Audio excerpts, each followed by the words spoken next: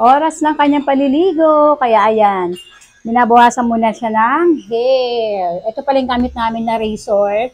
Pang pets talaga yung razor na ito. Tapos 182 pesos lang. Ang dami niya ng kasama. Pakita ko sa inyo.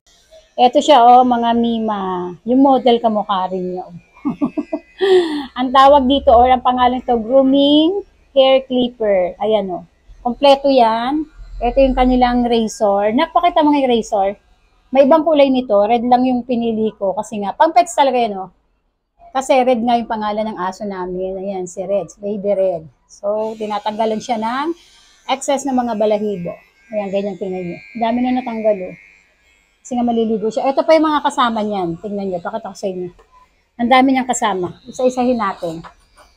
Mayroon na siyang kasamang gunting para yung mga nasa singit-singit ay matanggal.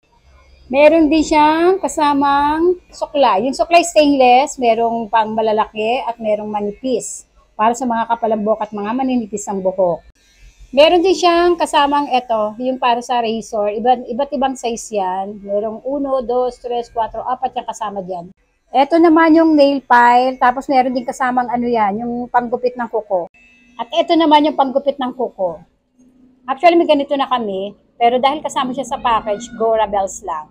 Ito pa, may kasama siyang solution. Tapos, hindi ko alam kung saan ginagamit to. Saan ko ginagamit to?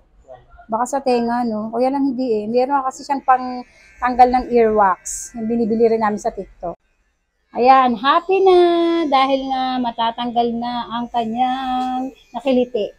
Ang kanyang mga excess na balahibo. Happy na. Para sa mga naghahanap ng pet grooming hair clipper, bilhin nyo. 100 plus lang to. May razor ka na kasama at marami pang iba.